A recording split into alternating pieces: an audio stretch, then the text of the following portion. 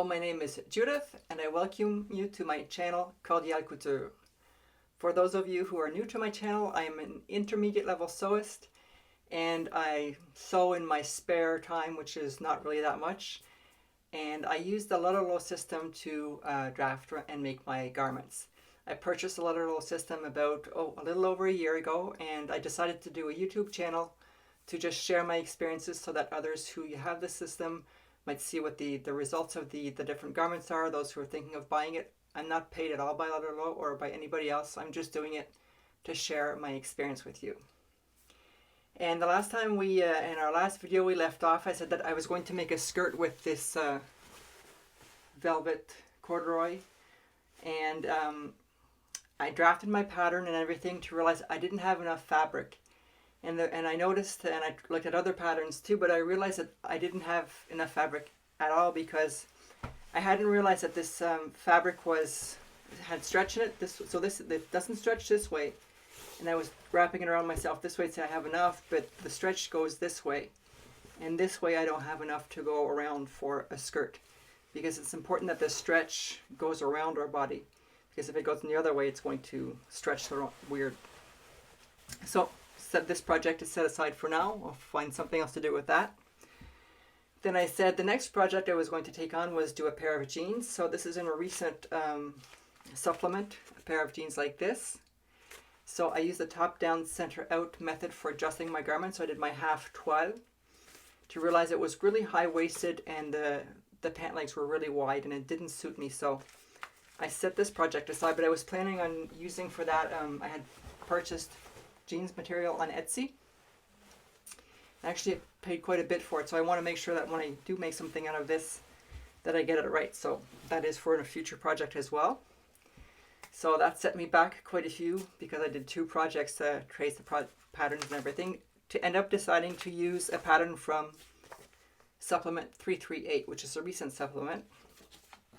And I'm going to make these pants here that are just a simple everyday pair of pants. So to make these pants, I have cotton twill, extensible twill. So there is stretch to it in one direction, this way. Not much, but enough that it's comfortable. So I'm going to change the camera. We're going to analyze the pattern, and then we'll see the final result. So here are the trousers we're going to make. It's from supplement 338.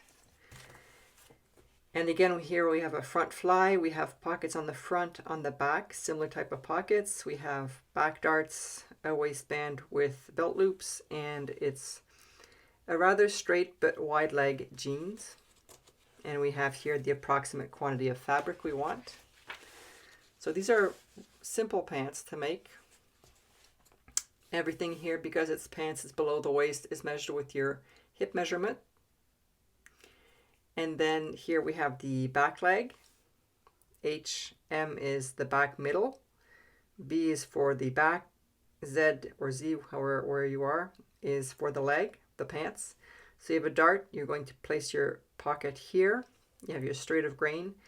And you have top stitching here on the bottom of your pant leg. So this is the front leg, which is very similar where you put the pocket. And then you have your front fly, and this indicates the middle, center middle, VM. You're going to use that for reference for your zipper. You have your two pockets, your back pocket and your front pocket. The front one is slightly smaller than the front one, but it's the same concept. Here, for example, it's 16 by 16. So you're going to draw a square, then trim off the corners so that they're at an angle. You're going to fold in 3 centimeters, and you have 2 lines of top stitching if you want to do that detail, design detail. Same thing for the front.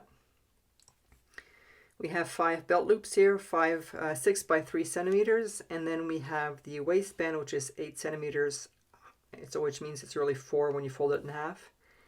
And then approximately 87 centimeters. Again, that will depend on your finished garment when you measure your waistband, which you want to do there. And then don't forget here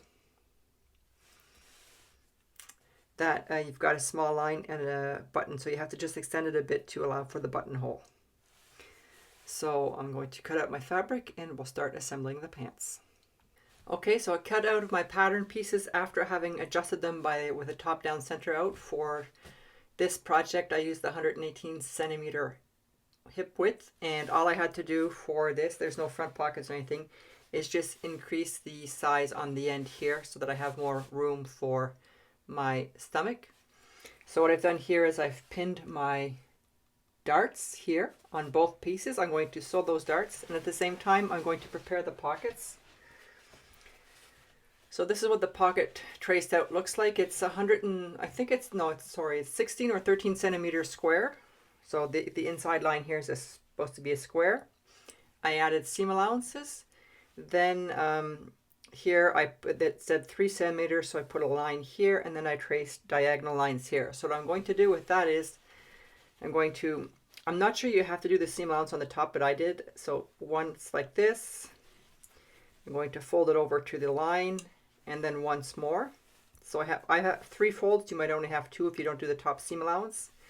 So I pin that in place here, and then I'm going to come and sew a line. Once that's done, so I'm doing all this in the same step. So I'm going to do my first thing. Once I'm doing that, I'm going to press the rest of the pocket. So I'm going to take this side one, turn it in at an angle like that. I'm going to try to hold that. Do the same. I'll do the same thing on this side. Just give you an approximate idea. So I'll have something like that. And then I'm going to turn the bottom one in, and that'll give me my angles here on my pocket like this. So I'll go sew the darts, and then press my pocket so that they're ready to put on the back of the pants. Here are my 2 back pieces with the darts here. And then I did sew the top seam on the pockets, and then I pressed the pockets so they'd have the right shape. So what I did then is I went and took my pattern here, and I looked at the back pocket. We're doing the back pockets here. Here's my dart. And the pocket is just a little above the end of the dart. And if it's not centered with respect to the dart, there's a bit more fabric towards the crotch. So that's what I did. This is close to the bottom of the dart, and I have more on the crotch side here than on the other side. So I pinned this in place, and then I took my other pants, my other back piece, and what I did is to make sure that they were symmetrical. I measured here to make sure I had the same length, and then I measured this piece here to make sure that it corresponded to that. So they should be symmetrical on both sides. Again, if we look at the pattern, it's easier on the front here, on the main piece. We see the pockets here, that's good, seem to have 2 stitch lines. So I only have the 1 stitch line on the top. I didn't do 2. I could have done one on the top here. And you can do a contrasting color.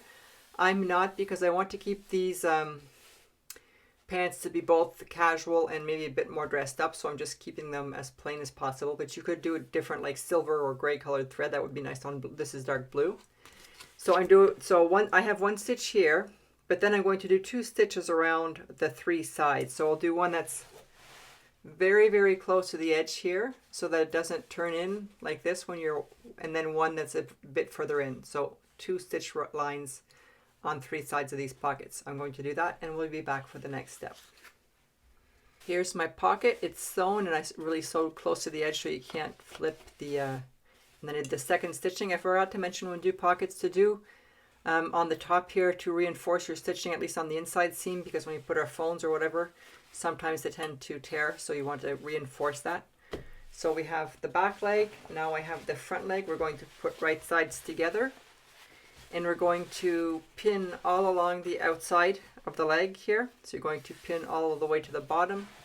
And then here on the crotch, you're also going to pin from the crotch all the way down. And we're going to do for each leg, sew the outside and the inside seams. So then we can assemble the pants.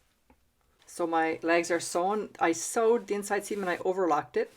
But the outside seam, I haven't overlocked it yet. I'm going to wait until I try on the pants to see if everything is okay. So here you have one leg both legs are turned inside out. You need to turn one right side out this way. And what you're going to do is you're going to take the one that's the right side, and you're going to put it inside the pants that's in the wrong side. So I'm just going to do this off camera a bit here so that it's easier to get it in here.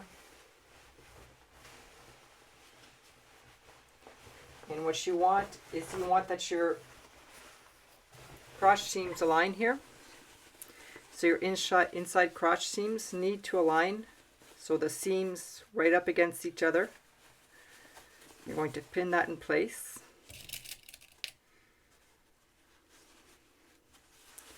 Going to come here, this is the front crotch here. Again, you're going to line that up and pin it in place. And the same thing for the back crotch, the back seam here. So we're going to take each end,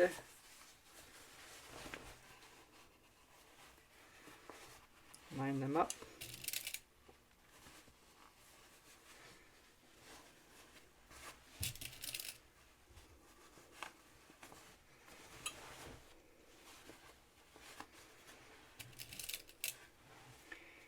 Once you've got all that pinned, you're going to come and sew here all along the inside of the crotch up to here. And then based on your zipper, I'm not sure what length of zipper you have, but if we put these here, the flies together, remember that we have a seam allowance up here, so mine's about 5/8 of an inch, so my zipper would start here. And then based on where it ends, if it ends here, ideally it should end here, but if it's shorter, then you're going to want to sew up to where your zipper is. So let's go sew that and we'll be back. So I sewed together the crotch with so were assembled. I went and tried them on and made the adjustments for the hips and the waist and some of the pant leg, width of the pant leg as well, so everything's fine. And I'm really happy I found a video that really explains well how to sew on this kind of zipper. So I've attached it in the link below. And because I found the video after I did this step. What I would do normally the next time around is when I'm doing this crotch seam, I would then continue and then finish off the rest of the fly. So since I did it afterwards, I just did this length, and this part will not be finished for my pants. Then you have to find the center seam, and forget this second line, because the mistake I made was I said, okay, the center seam is where this starts here, but then I realized that's not where it is. It's where my stitching from my crotch, so it's just the continuation of my crotch stitch all the way up here. So you're going to sew this with a basting stitch, which is your longest stitch that you have on your sewing machine. So you do that, and then you just make sure you sew it properly down there, and then you lay this open, you press it, and then you lay one side of your zipper, and I'm just going to just zoom in a bit here. So you're not, so your zipper doesn't show on the other side. You're not actually laying it right on the middle. You're laying it a bit over, and we're going to come and sew a straight stitch along the zipper teeth, just on the fly part, not on both sides. So I'll go do that, and I'll be back. Okay, so I've sewn the zipper on one side, and the next step is to fold, so it's upside down. It's to fold the whole thing over like this. So my fly part is on the other side. There's only this. I'm going to pin all this along here, along the zipper, and I'm going to come and stitch close here on my fabric so that it's a nice finish. Again, all the other material is to the left of my zipper. So I did my second row of stitching. I don't know if you can see it, it's the same color of thread, but along here. So now it's in place. And the next step based on the video is that you're going to put the entire pants, oops, I'll zoom out here, all of your pants on one side, and I don't know if I've got my zipper on the wrong side, but anyway, so here is all my pants on one side, and then my fly is open flat, and I have the one here that, so this is not attached at all to this fly piece. You just lay it flat, and what we're going to come here is do is one row of stitching along the teeth, and then a second row of stitching so it stays in place. So that's the next step. Okay, so the next step, now that we've sewn both sides, is to turn the pants right sides out. And in the video, she tells us that we should make ourselves a little template like this with a rounded edge. So I had one that I had done a while ago, but in doing this, I just make sure that it's thick enough to, narrow enough to catch the fly in the back. So I drew it. I did identify that my metal piece from my zipper was here. So I made sure that my sewing does not hit that middle piece. So I traced with my chalk pen here all the way up. I've pinned it in place. So now I'm going to do a row of stitching all along this chalk line. And that means our zipper is finished. So we can then remove the basting stitch. Once I've done that, then I will go try them on one more time, and then we'll proceed with making the waistband. Okay, so I made my belt loops. I have a few more than I need. So what I did was end up folding it 3 times. Sometimes I take my cover lock and do the double stitch, and I have the zigzag in the back. But I didn't have black or blue in my cover lock, so I just stitched 2 rows of stitching here. It's hard to see because it's the same color, and it just looks like that. So, and they also call for 6 centimeters of in length. I cut them 8 centimeters because I want to put them on the inside of the belt. So anyways, I've got these more than I need. I then cut out my belt itself, the waistband, and I added seam allowances on both ends, and on the so on all 4 sides there's seam allowances. I then put interfacing on half of it, sort of not well in here, and then I faced off I overlocked the entire waistband. Then I folded it in half, right sides together. And the side that doesn't have the interfacing, I turn the seam allowance to the inside like this. And the next step is to then come attach the waistband. So the interfacing side here on the front here. And I'm leaving the seam allowance here. So I'm going to start pinning here. And you just pin all the way around. Should match what you measured. So I'm going to come and sew all along my waist here based on the seam allowance. I'm also going to sew here like this along the seam allowance on this end, and I'll do the same thing when I get to the other end. I'll be sewing like this. So we'll be back after that step. Okay, so 2 things I forgot to mention before we start sewing is you do have to put right sides together here. And then I also plan on inserting my belt loops here this way instead of doing them all on the outside. So I inserted those, and you have to make sure when you do that you've got them the right way, so that when you turn this around, this is the right side that's facing and you don't have the wrong side outwards. So that is what I did. So I'm going to sew and we'll be back. So I've sewn on the waistband here. I did sew my ends here as well. So what we're going to do is cut the excess off and cut in an angle. So here I've done it here. Turn this inside out. And you're going to fold this in half, the belt all the way along. You're going to come, I hand stitch inside here, I slip stitch my belt. So I'm going to do that all the way around. Once that's done, I'm going to take my belt loops, just fold in the little end here. Place it like this, and I'm going to come sew along the top of the belt loops. So those will be the belt loops that are being finished. Then I'll do my button, and I'll hem my pants. So when we come back, my pants will be finished. So here are my finished pants. I have my button, I have my buttonhole here, my zipper. I sewed the inside of my waistband by hand. I put on my belt loops, and I still have some chalk on there. That'll go away when I wash it. And then I did the pant bottoms as well. So I'm going to throw these on and show you the final result.